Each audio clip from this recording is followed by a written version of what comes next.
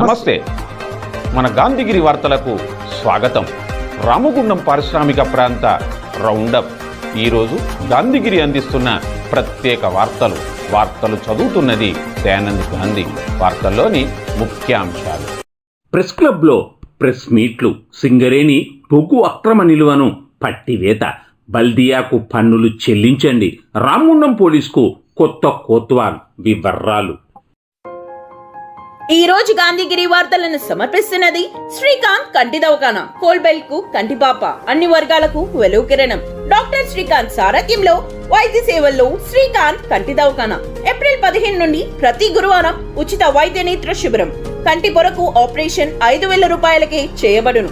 లక్కం భిక్షపతి కార్యనిర్వహణలో శ్రీకాంత్ కంటి దవాఖానా, లక్ష్మీనగర్, గోదావరికని. Phone number 8074911632. మరింతగా మెరుగైన సేవలను అందించడానికి ఇంటి పన్నులు, నల్లా బిల్లులు, లైసెన్స్ ఫీజులు సకాలంలో చెల్లించి సహకరించాలని రామగుండం నగరపాలక సంస్థ కమిషనర్ సిహెచ్ నాగేశ్వర్ కోరారు. మరికొద్ది రోజుల్లో 2023-24 ఆర్థిక సంవత్సరం ముగియనున్న నేపథ్యంలో పన్ను వసూళ్లలో పురోగతి సాధించడానికి స్పెషల్ డ్రైవ్ చేపడుతున్నట్టుగా చెప్పారు. పన్నులు చెల్లించడానికి గడువు తేదీ దాటిపోయిన నేపథ్యంలో జరిమానాతో సహా వసూలు చేస్తున్నట్లుగా తెలిపారు. మొండి బకాయిదారులు ఆస్తులు జప్తు చేయడంతో పాటు చట్టం ప్రకారం చర్యలు తీసుకోవడం జరుగుతుందని కమిషనర్ హెచ్చరించారు. పెద్దపల్లి పార్లమెంటు నియోజకవర్గంలో పార్టీ విజయకేతనం ఎగరవేసేలా సమాయత్తమవుతున్నట్లుగా, అందుకు అవసరమగు ఏర్పాట్లు చేస్తున్నట్లుగా బీజేపీ నేతలు మెరుగు హనుమంతగౌడ్, క్యాతం వెంకటరమణ అన్నారు. గోదావరికని ప్రెస్ క్లబ్లో ఈరోజు జరిగిన ప్రెస్ మీట్లో వారు మాట్లాడారు. ఈ ప్రెస్ మీట్లో నాయకులు పెద్దపల్లి రవీందర్, సులువ లక్ష్మీనరసయ్య, జక్కుల నరహరి, సమ్మయ్య, చంద్రశేఖర్ తదితరులు ఉన్నారు. భారతీయ జనతా పార్టీ పార్లమెంటు ఎన్నికల్లో పార్టీ నాయకులు చిన్నప్పటి నుండి కష్టపడి నష్టాలకు కేసులు పెట్టించుకుంటూ నష్టాలకు ధర్నాలు చేసుకుంటూ ఇంత దూరం తీసుకొచ్చినటువంటి భారతీయ జనతా పార్టీ కార్యకర్తలందరికీ మేము ఇదివరకు కార్యకర్తలందరూ నర్వసే కూర్చున్నారు. వాళ్ళందరూ కూడా ఉత్సాహంగా ఇప్పుడు పార్లమెంటు దేశం ముఖ్యం కాబట్టి మాకు దేశం, తర్వాతనే సమాజం, తర్వాతనే వ్యక్తిగతం. కాబట్టి దీన్ దయాళ్ ఉపాధ్యాయ మా సిద్ధాంతం ఏదైతే మానవతా ఏకాత్మకవాదం ఉందో ఇవన్నింటినీ అవగాహన చేసుకున్నటువంటి ప్రతి కార్యకర్త ఈ పార్లమెంట్ ఎలక్షన్లో పాల్గొని ఉత్సాహంగా ముందుకు సాగాలని చెప్పి కోరుకుంటున్నాం.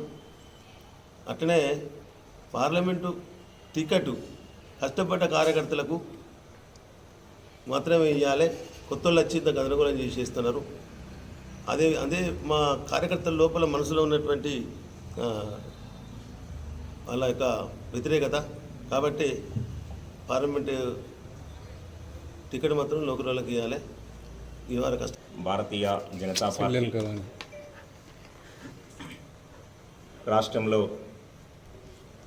అత్యధిక పార్లమెంట్లు కైవసం చేసుకునే దిశగా ప్రణాళికలు సిద్ధం చేసింది. అందులో భాగంగా రేపు మన పెద్దపల్లి పార్లమెంటు కార్యాలయం ప్రారంభోత్సవం పెద్దపల్లిలో చేయనున్నాం. ఈ కార్యాలయ కేంద్రంగా 7 అసెంబ్లీలు, వాటికి సంబంధించినటువంటి కార్యకర్తలందరినీ కూడా రేపు ఆ కార్యాలయ ప్రారంభోత్సవం సందర్భంగా సమావేశం తీసుకొని ఏ విధమైనగా ప్రజలలోకి వెళ్ళాలనేటువంటి ఒక దిశానిర్దేశము రేపు చేయనున్నాం. రాష్ట్ర పార్టీ ప్రధాన కార్యదర్శి దుగ్గ్యాల ప్రదీప్ కుమార్ గారి నేతృత్వంలో వారు ప్రస్తుతము ఆదిలాబాద్, నిజామాబాద్, పెద్దపల్లి ఈ 3 పార్లమెంట్లకు సంబంధించినటువంటి ఒక కోఆర్డినేటర్గా వారు వ్యవహారం చేస్తున్నారు. వారి నేతృత్వంలోనే ఈ పార్లమెంటు గెలవనున్నామని చెప్పేసి సందర్భంగా గుర్తు చేస్తూ, అదేవిధంగా బస్సు యాత్ర కూడా ప్రజలలో పార్టీ చేస్తున్నటువంటి ఒక అనేకమైనటువంటి ఒక కార్యక్రమాలు. నరేంద్ర మోదీ గారు ఏ విధంగా మరి పేద ప్రజలకు సరైనటువంటి ఒక సౌకర్యాలు కల్పించడం కోసం కేవలం ఆయన తప్పించడం అంతా పేదల కోసమే తప్పిస్తున్నాడు అనేటువంటి ఒక విషయాలను తెలియజేస్తూ ఈ బస్సు యాత్ర అనేది 20వ తేదీన మరి ప్రారంభిస్తున్నాం. ముతోల్ నుంచి 20వ తేదీన బస్సు యాత్ర ప్రారంభమవుతుంది. మన క్లస్టర్కి సంబంధించింది. ఈ క్లస్టర్లో 3 పార్లమెంట్లు వస్తాయి. ఇది నిజామాబాదు, ఆదిలాబాదు, కరీంనగర్, పెద్దపల్లి. ఈ 3 పార్లమెంట్ల పరిధిలో ఈ బస్సు యాత్ర 20 నుంచి 29వ తారీఖు వరకు నిర్వహించనున్నాం. ముతోల్లో ప్రారంభమైనటువంటి ఒక బస్సు యాత్ర 29వ తేదీన నిజామాబాద్లో ముగుస్తుంది. పెద్దపల్లి పార్లమెంటు పరిధిలో బెల్లంపల్లిలో 23వ తారీఖు నాడు ప్రారంభమవుతూ 7 అసెంబ్లీలో ముఖ్యమైనటువంటి ఒక కూడళ్ళు తిరుగుతూ 25న పెద్దపల్లి అసెంబ్లీలో ముగియనుంది.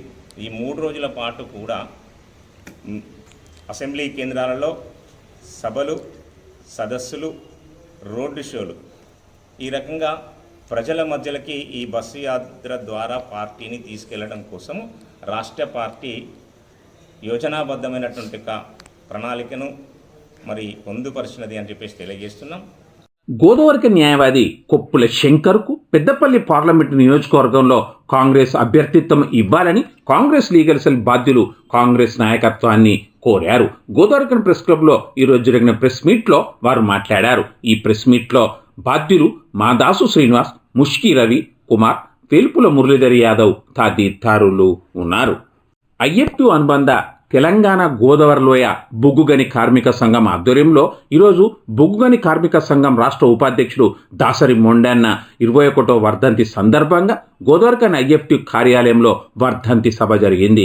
మొండన్న చిత్రపటానికి పూలమాలలు వేసి ఘనంగా నివాళులర్పించారు. అనంతరం ఐ కృష్ణ మాట్లాడుతూ మెండన్న ఓ కమ్యూనిస్టు విప్లవ కార్యకర్తగా అంచెలంచెలు ఎదుగుతూ గోదావరిలోయ బొగ్గుగని కార్మిక సంఘం రాష్ట్ర ఉపాధ్యక్షుడుగా వివిధ హోదాల్లో నిస్వార్థంగా పనిచేశారన్నారు. ఈ వర్ధంతి సభలో నాయకులు ఈ నరేష్, బి అశోక్, ఎం దుర్గయ్య, ఎడ్ల రవికుమార్, ఎం కొమరయ్య, కె లింగమూర్తి, కె ధర్మేందర్, ఏ చంద్రయ్య, ఈ చంద్రయ్య తదితరులు ఉన్నారు. గోదావరి నది పరివాహక ప్రాంతంలో ఈ నెల 21 నుంచి ప్రారంభమవుతున్న శ్రీ సమ్మక్క సారలమ్మ జాతర ఏర్పాట్ల పనుల గురించి సింగరేణి సంస్థ ద్వారా భక్తుల సౌకర్యార్థం చేపడుతున్న పలు ఏర్పాట్లను ఆర్జీవన్ ఏరియా జనరల్ మేనేజర్ చింతల శ్రీనివాస్ ఈరోజు అధికారులతో కలిసి పరిశీలించారు. ఈ సందర్భంగా జీఎం మాట్లాడారు. సింగరేణి సంస్థ ఆర్జీవన్ ఏరియా సహకారంతో భక్తుల సౌకర్యార్థం సమ్మక్క సారలమ్మ జాతర ప్రాంగణంలో భక్తులకు త్రాగునీటి సౌకర్యం, అమ్మవార్ల దర్శనానికి వెళ్ళు భక్తులకు ప్రత్యేక బ్యారికేడ్లు, విద్యుత్ సౌకర్యం, స్నానఘట్టాలు, పరిసర ఆలయ ప్రాంగణమంతా లైటింగ్ తదితర ఏర్పాటు కోసం సంబంధిత అధికారులతో కలిసి జీఎం పర్యవేక్షించారు.